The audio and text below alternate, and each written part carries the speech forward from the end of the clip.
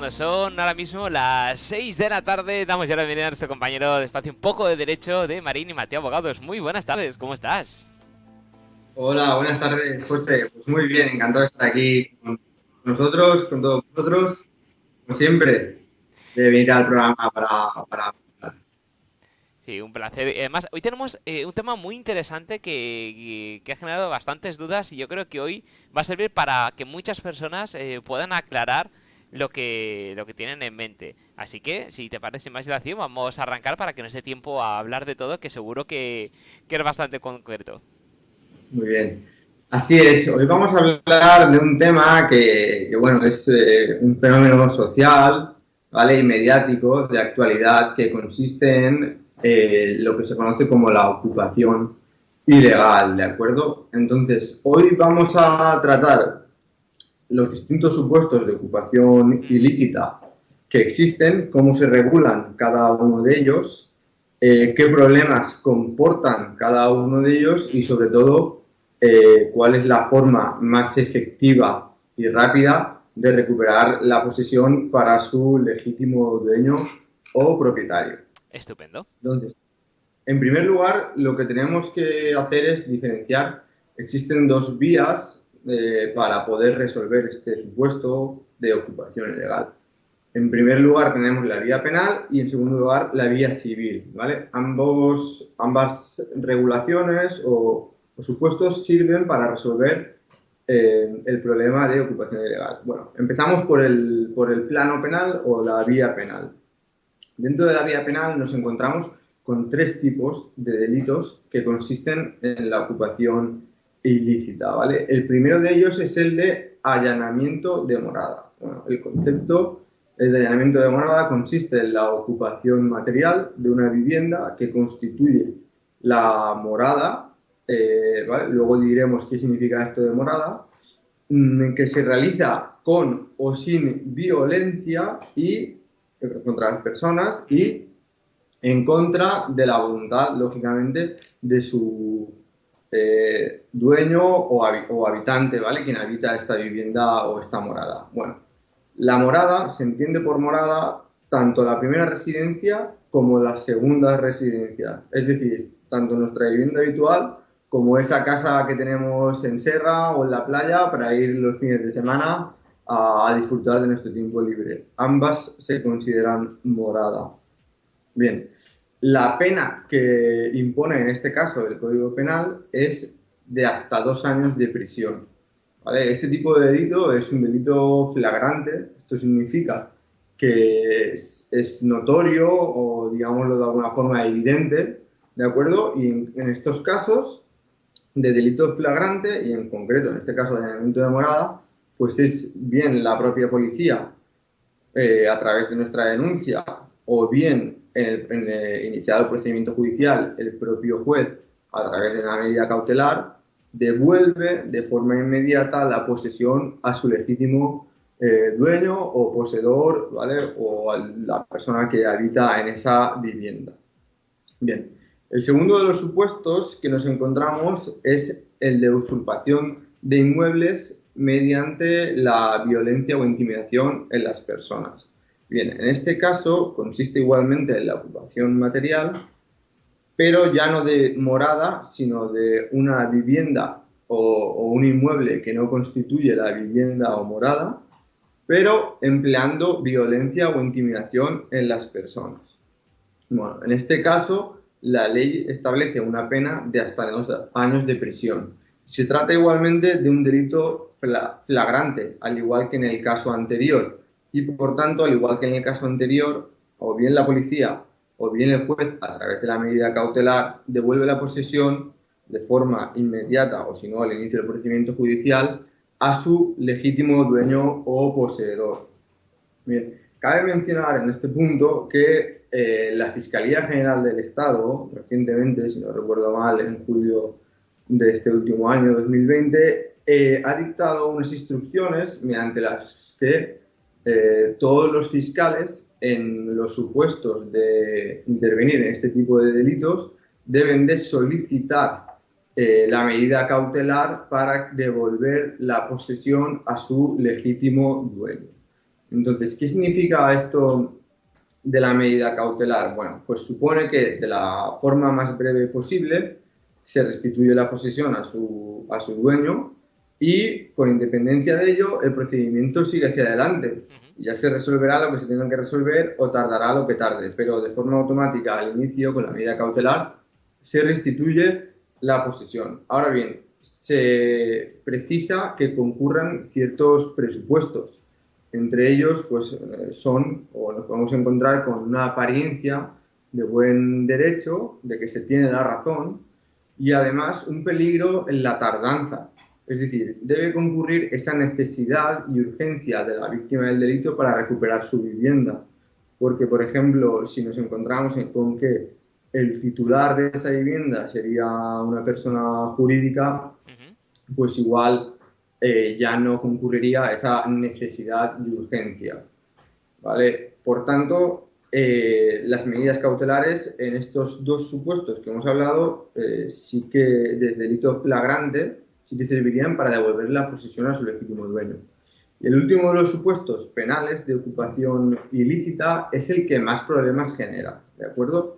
Que es el que se conoce como un delito leve de usurpación de una vivienda que no constituye morada y sin que se emplee violencia o intimidación, ¿vale? En este caso, la pena que impone el Código Penal es de una multa que va de los 3 a los 6 meses, que esto en cuantía económica suele ser alrededor de unos 300 euros.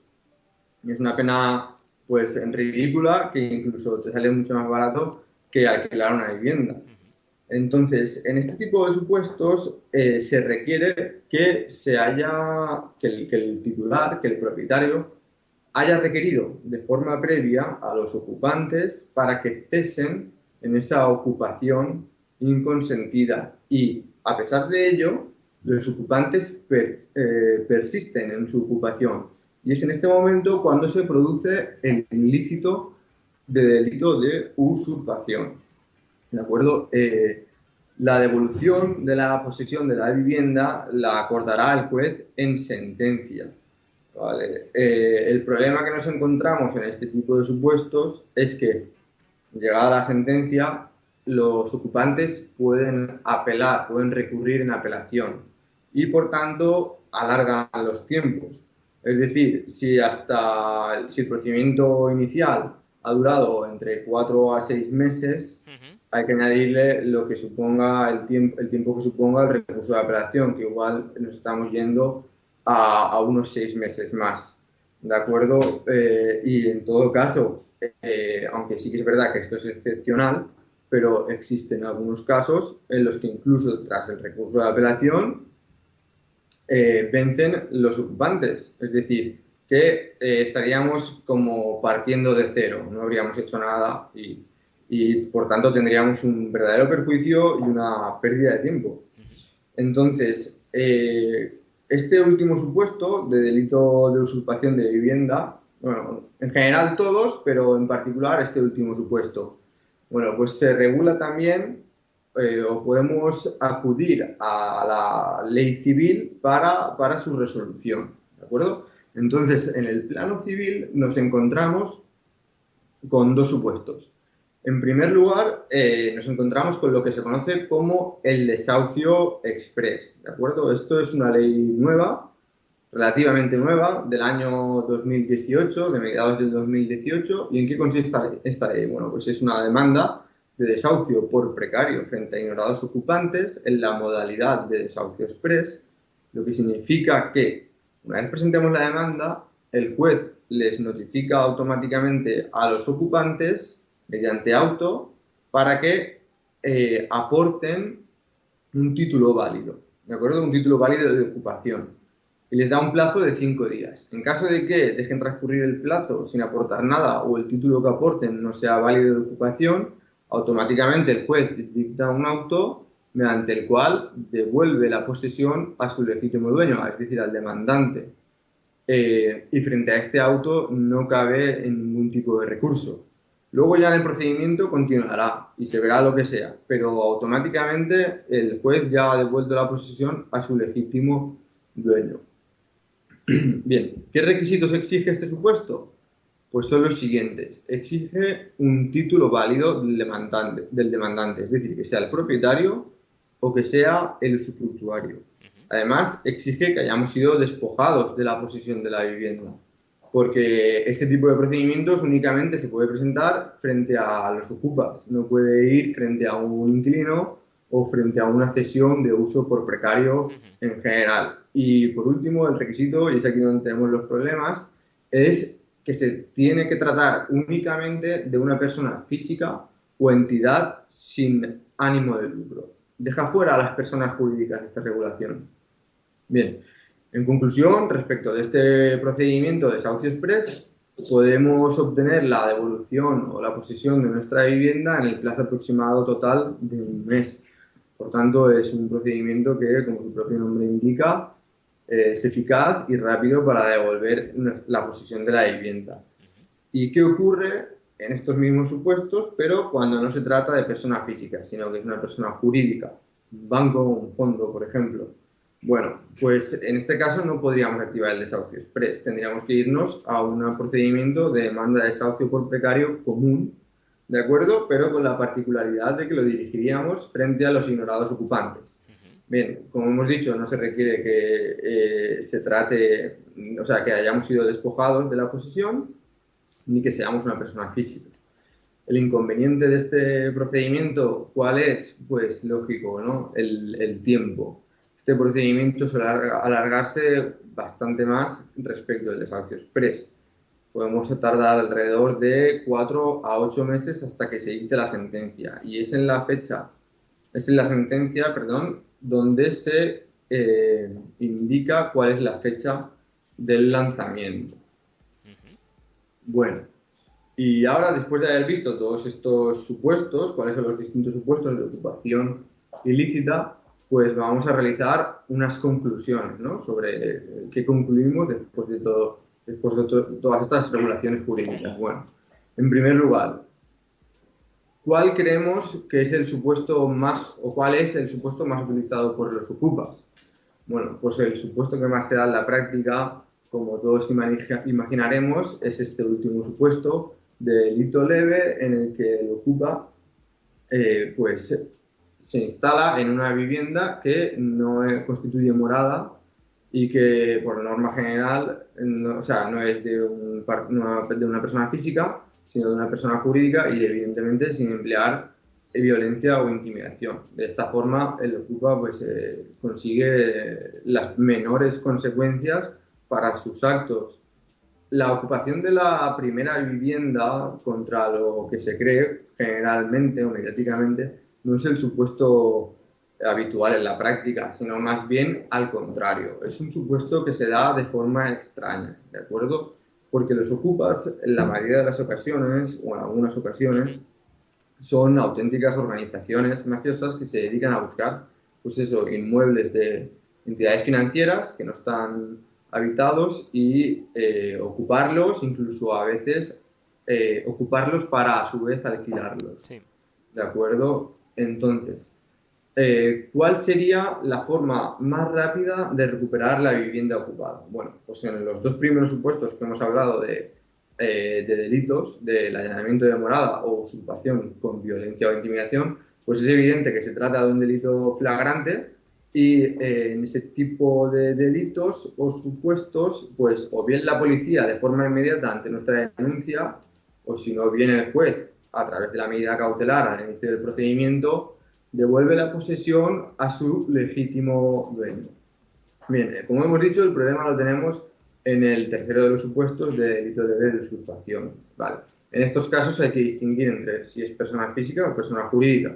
Si es persona física, evidentemente el supuesto o la regulación más rápida para recuperar la posesión de la vivienda es acudir al desahucio express, porque en el plazo de un mes aproximadamente podemos tener la posesión de nuestra vivienda.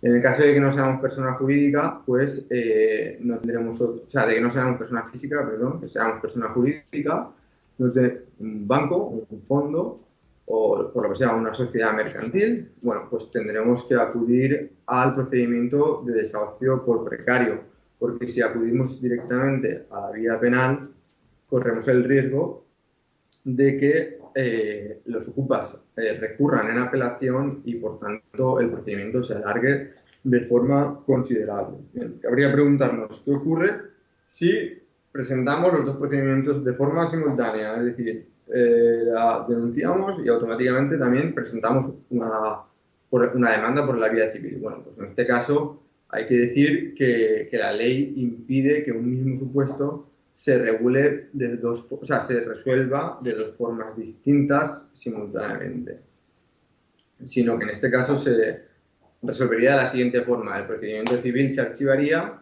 y nos tendríamos que ir directamente al procedimiento penal hasta que finalice, y con lo que finalice pues ya decidiríamos.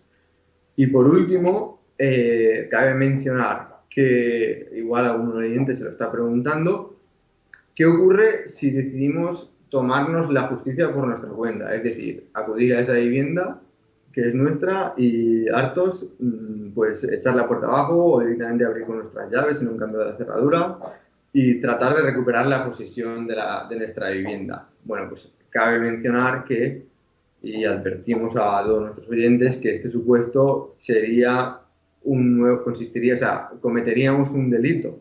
El delito de coacciones, dos delitos, delito de coacciones y además de allanamiento de morada, porque claro, sobre todo en este último supuesto, delito de usurpación, no hay que olvidar que la vivienda constituiría en este caso la morada de los ocupantes. Por tanto, si nosotros por la fuerza les desalojaríamos, estaríamos cometiendo un delito de allanamiento, ¿de acuerdo? En este tipo de supuestos no podemos hacer esto, sino que tiene que ser el propio juez o la policía, en los supuestos que hemos comentado, los que nos devuelvan la posesión de nuestra vivienda.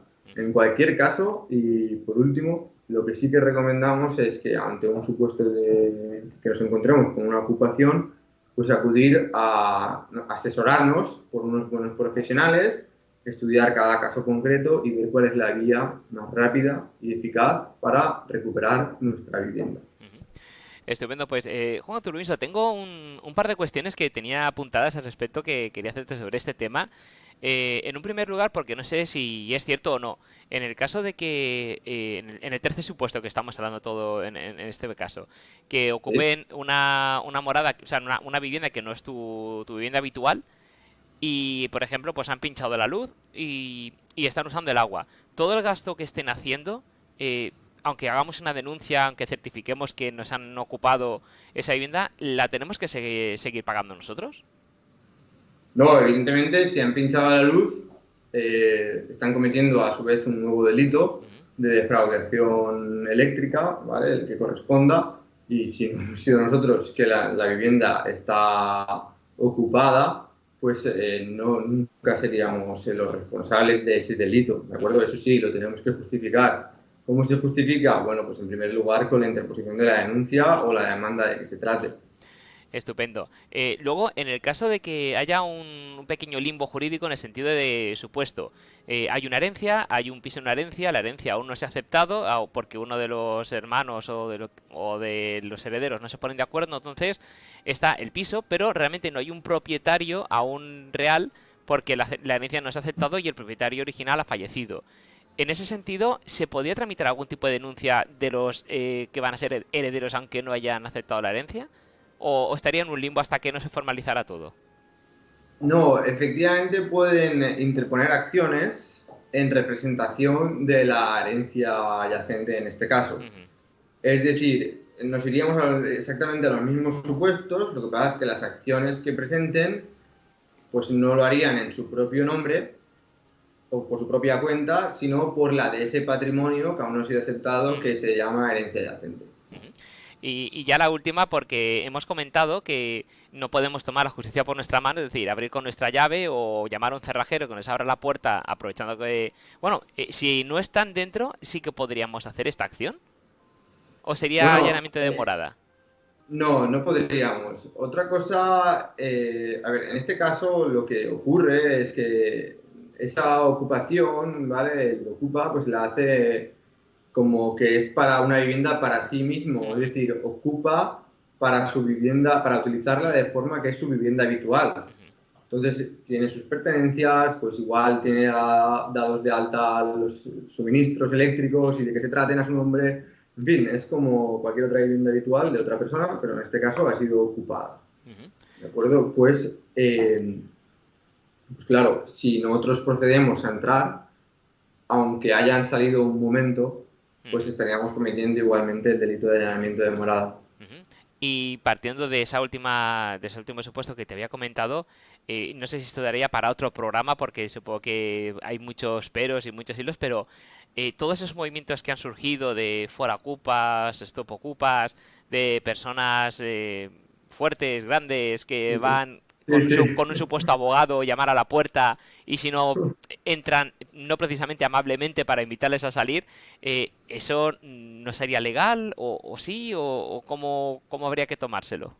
Claro, ellos mismos refieren en todos sus programas mediáticos que si bien han recibido muchas denuncias o querellas, según refieren ellos, pues todas han sido archivadas, aunque no han recibido ninguna condena. Pero es evidente que dicha actuación consiste en un delito de coacciones, es Ujú, decir, aunque vayan con un abogado o aunque vayan con poderes notariales o lo que sea, estas personas pues acuden a esa vivienda a coaccionar y a tomarse la justicia por su cuenta, ujú, porque esas personas no saben que quien tiene que decidir si se devuelve la posesión o ujú, no, el único competente es el juez, ¿de ujú, acuerdo? El juez en el caso de los delitos leves que hemos comentado y en los otros, pues la policía, porque se trata de un delito flagrante. ujú, Pero ya está. Todo lo demás, pues suponen prácticas ilícitas. ujú.